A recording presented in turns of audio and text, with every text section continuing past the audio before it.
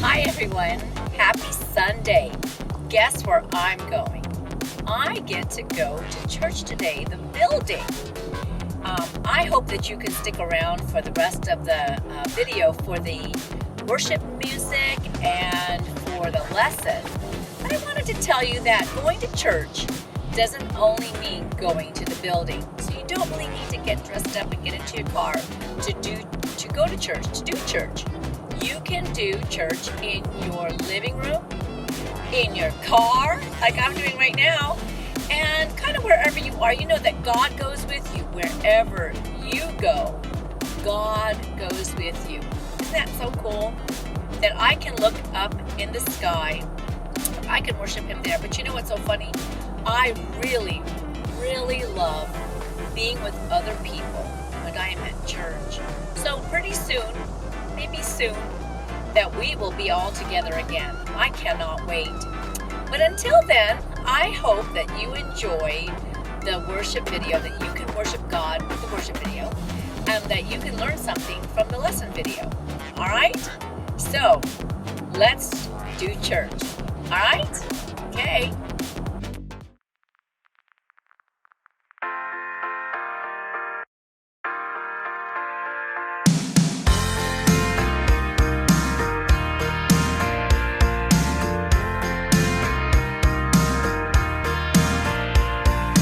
Lord, you are my shepherd, and I have everything I need. You restore my soul by the waters in a field of green. You set my feet on the right path, all for the sake of your name. Surely your goodness,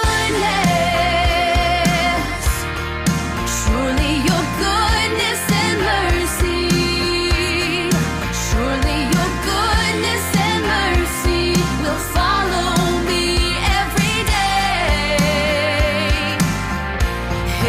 day of my life.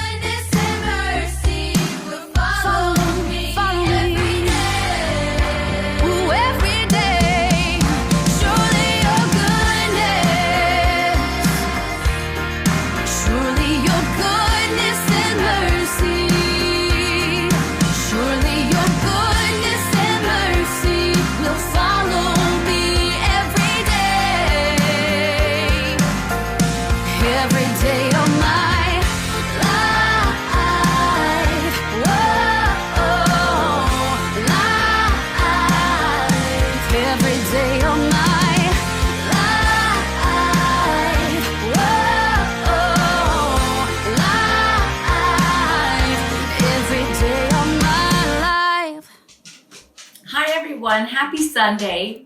I'm really glad that you can join us for today's lesson.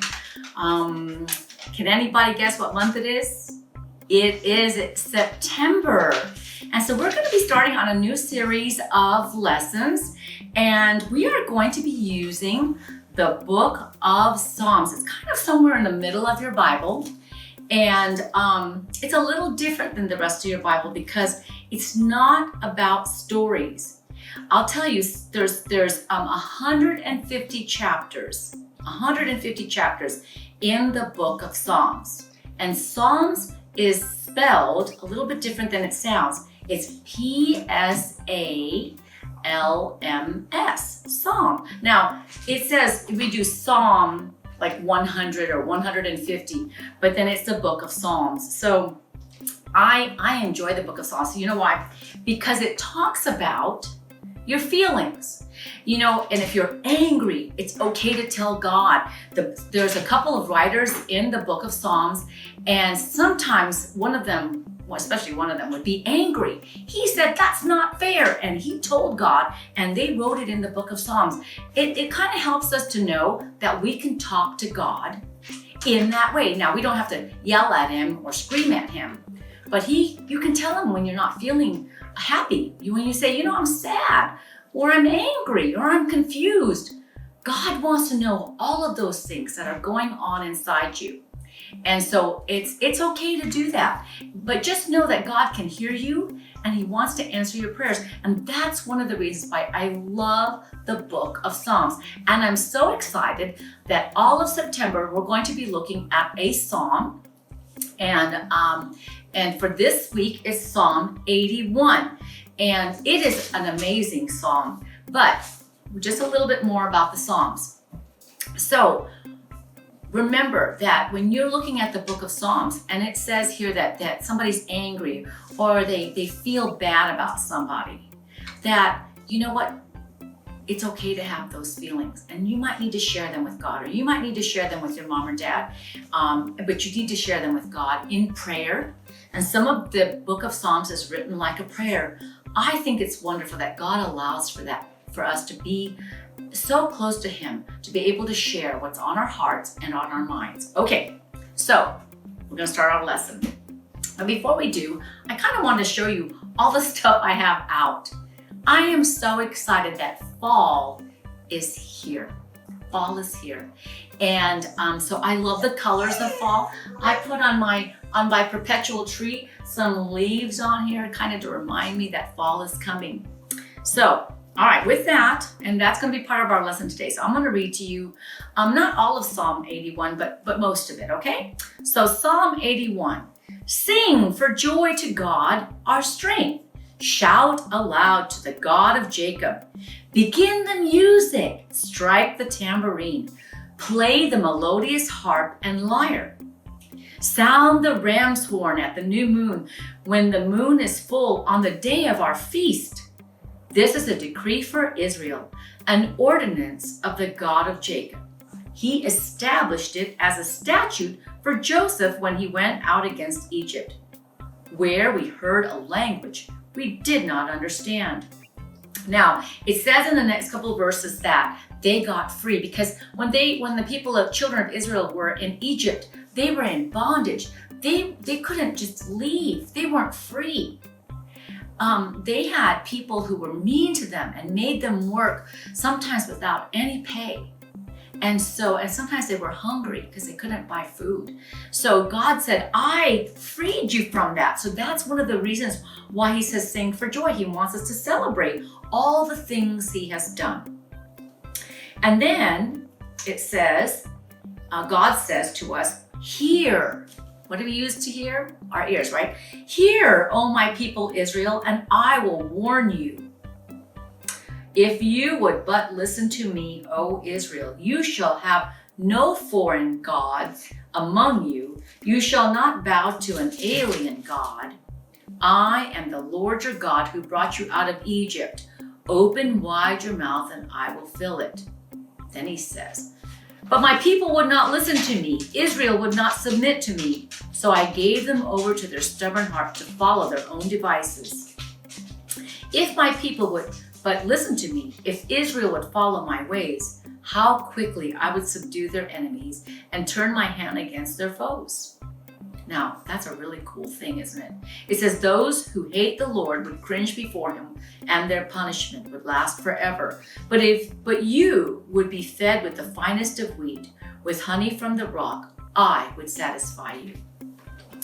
Now, that's kind of hard, isn't it? It's kind of hard to understand. But one of the things that God was saying is you need to be thankful, because God has kind of given you a nice life, and you probably have food in your refrigerator, and you probably have a nice bed to sleep in, and a toothbrush that you can brush your teeth with. And he's saying that you need to be thankful for all the things that God has provided for you. And it says, remember I said about hearing? It says, "Hear, O Israel, and I will warn you." What do you think he's going to warn them against? Well, you know, that's where our leaves come in. Our leaves are changing color. They're going to change color. We're going to have all these beautiful colors coming on our leaves pretty soon. Some of our leaves will have different colors on them, but I see a lot of orange, and orange tells me that there's a warning. There's a warning. It's so pretty, but I can't miss the warning. What do you think the warning is? What do you think it is? What's coming? Did you guess? What's coming is winter. Winter. Do you think you can plant in the wintertime? No, not really. But he's saying that winter is coming in, and you need to get your plants in and do the things that you need to do to prepare for the cold. You know, when it's wintertime and you go out, you don't just go out without a coat on or barefoot, would you?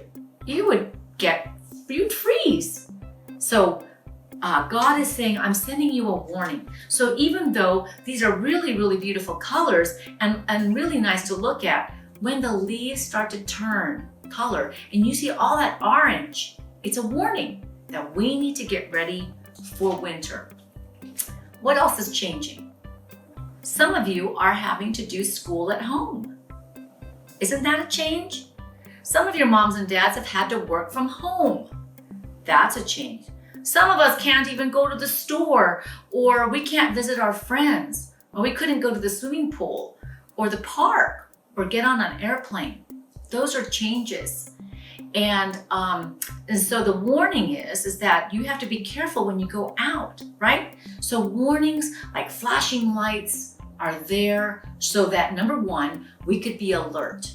When I see a flashing orange kind of light when I'm driving, it just means, oh, there might be danger coming ahead, and I need to be alert. I need to use my eyes and my ears to be alert, and so that I can make wise choices. When you're in school, you've got to make wise choices. You can't sit in front of the TV and not do your classes.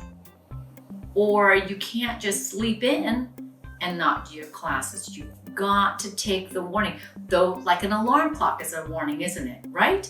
I have to put the alarm on when I put something in the oven, because I will forget that it's in the oven. I tend to burn cookies and things like that. So we need to heed or pay attention to God's warnings. God's warnings for us to be careful so that we can make wise decisions.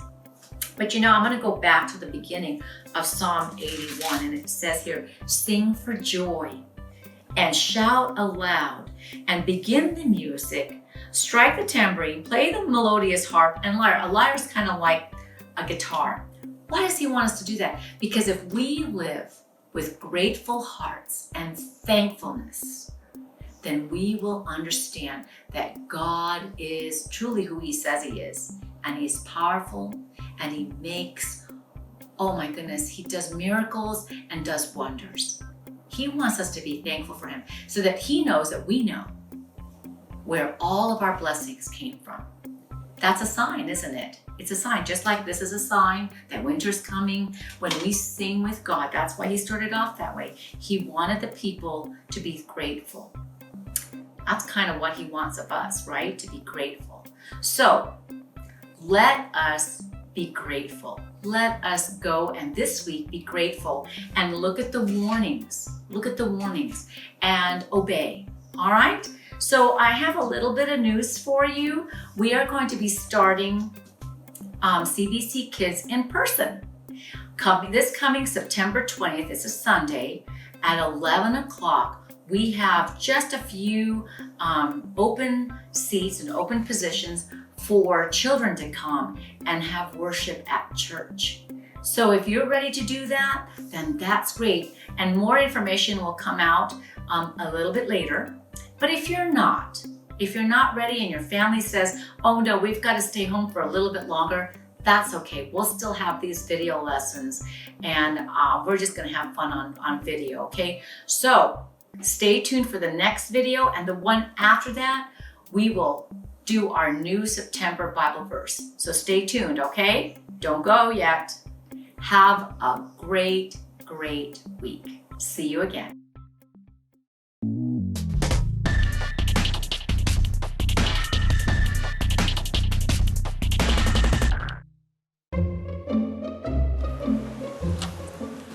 Okay, sit in that chair. All right, here's the deal. Marshmallow for you. You can either wait, and I'll give you another one if you wait, or you can eat it now. When I come back, I'll give you another one, so then you'll have two. But stay in here and stay in the chair till I come back, okay? All right.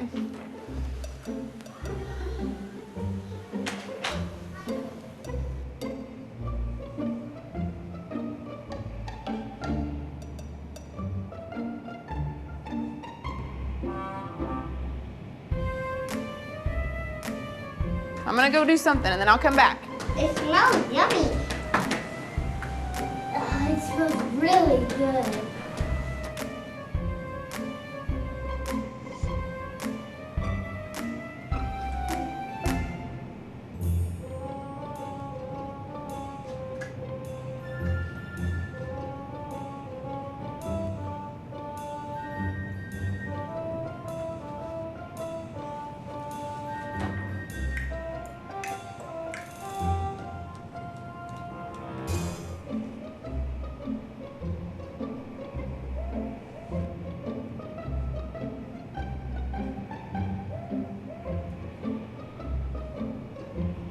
All right, so it's up to you. You can have it now or you can wait. Okay?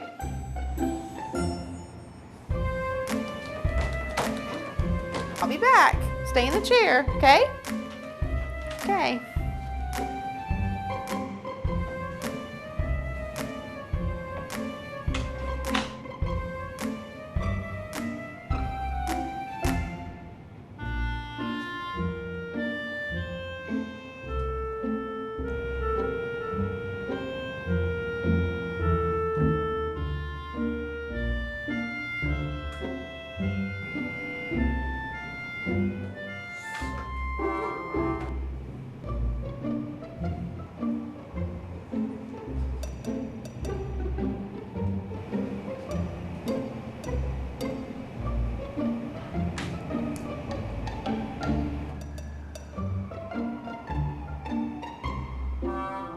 All right, so I'm gonna leave and then I'll come back, okay?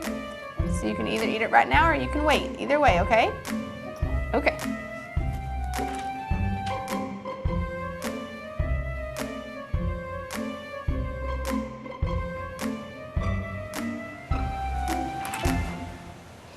How'd you do?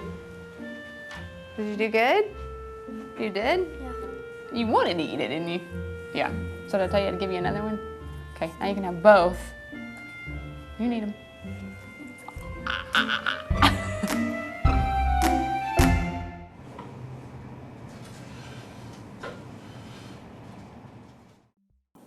Hi, it's Maryverse time. You know, I have to stop and tell you that I am very proud of you for learning all the verses that we have done through video. Some of them are long and some of them are short, but if you've learned them, I am so, so proud of you. You just have to keep trying if you're struggling, and that's kind of why we do the hand motion, so I'm very proud of you. All right, so September, we're going to be talking about Psalms all month long. We're going to be doing lessons from the Psalms. So our memory verse comes from Psalms. And it just happens to be Psalm 40, verse 5. Psalm 40, verse 5. So there's the spelling of Psalm. Can you remember there's one book of Psalms, but how many chapters are in the book of Psalms? Does anybody remember? If you said 150, you are right. There are 150 chapters in the book of Psalms. And so if you get to reading any of them, that'd be great. Remember, there's 150, so it's going to take you some time. Or you can have your mom and dad read some of them to you. I'll just tell you that one of my favorites is Psalm 23, if you ever want to go there. So we're going to do Psalm 40, verse 5. We're going to read through it first, and then I'll just show you some hand motions to help you to remember them, okay? To help you remember the verse. So it says, "Many, Lord my God, are the wonders you have done. None can compare with you." God has many. So many. And then the sign for Lord is you put it like an L right at your shoulder and you bring it down because it's like a sash. Lord my God, right? This is God. And it says, "Are the wonders you have done." The wonders you have done.